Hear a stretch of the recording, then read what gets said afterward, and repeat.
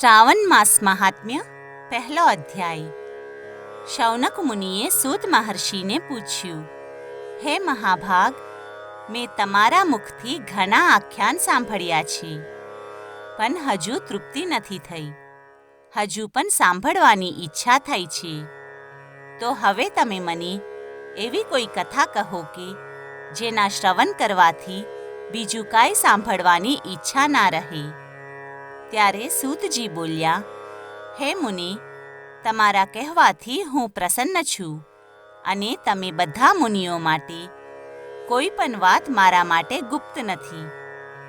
દંભ રહિત રહેવું, આસ્તિક બુદ્ધિ હોવી, શઠતા ન હોવી, પરમાત્મામાં ભક્તિ હોવી, સાંભળવાની ઈચ્છા હોવી, નમ્રતા હોવી, બ્રાહ્મણ ભક્તિ હોવી, સુશીલ સ્વભાવ હોવું, ધૈર્ય રાખવું, પવિત્રતા હોવી, તપસ્વી રહેવું, દોષારોપણ રહિત રહેવું, આ 12 ગુણ શ્રોતાના કહ્યા છે।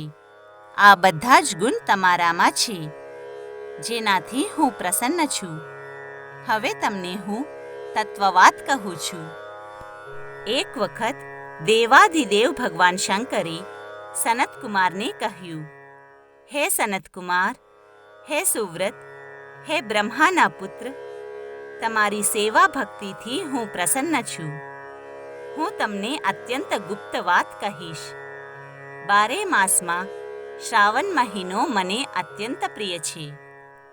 શ્રાવણ માસનું મહાત્મ્ય સાંભળવા યોગ્ય હોવાથી માસનું નામ શ્રાવણ થયું છે। શ્રવણ નક્ષત્રનો યોગ પૂનમમાં હોવાથી પણ માસનું નામ શ્રાવણ થયું છે। જેના શ્રવણ માત્રથી સિદ્ધિની પ્રાપ્તિ થાય છે, તેના માટે માસનું નામ શ્રાવણ થયું છે। આકાશના સમાન સ્વચ્છ હોવાથી નભા નામ કહ્યું છે। શ્રાવણ માસના ધર્મોની ગણના કરવા માટે ભૂમિ પર કોણ સમર્થ છે? જેના સંપૂર્ણ ફળો કહેવા માટે બ્રહ્મા થયા। શ્રાવણ માસના મહાત્મ્યને જોવા માટે ઇન્દ્ર થયા। આ માસના ફળોને કહેવા માટે ભગવાન અનંતે 2 સહસ્ર જીહ્વા ધારણ કરી। કહેવા અને જોવા માટે પણ કોઈ સમર્થ નથી। હે મુનિ, અન્ય માસ આ માસની કળાને પણ પ્રાપ્ત નથી કરી શકતા। સંપૂર્ણ શ્રાવણ માસ વ્રતરૂપ અને ધર્મરૂપ છે। આ મહિનામાં એક પણ દિવસ કે વાર વ્રત શૂન્ય નથી। આ મહિનામાં બધી તિથિ વ્રતવાળી છે। ત્યારે સનતકુમારે ભગવાન શંકરને પૂછ્યું, હે દેવ, તમે કહ્યું કે આ મહિનામાં કોઈ પણ તિથિ કે દિવસ વ્રત શૂન્ય નથી। હે શ્રેષ્ઠ, તમે મને કહો કે કયા તિથિમાં અને કયા વારમાં કયું કયું વ્રત હોય છે?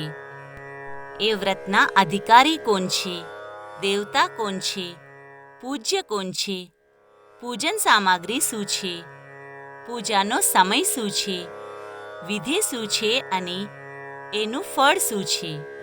આ બધું તમે મને કહો। શ્રાવણ માસમાં કોણ અનુષ્ઠાન કરવા યોગ્ય છે?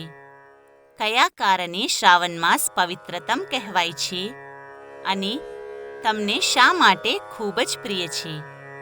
આ બધું તમે મને કહો। હે પ્રભુ, તમારી સમક્ષ પ્રશ્ન કરવા માટે મને શું જ્ઞાન હોઈ શકે? પૂછવાથી પણ કંઈ રહી જતું હોય તો તે બધું તમે મને કહો।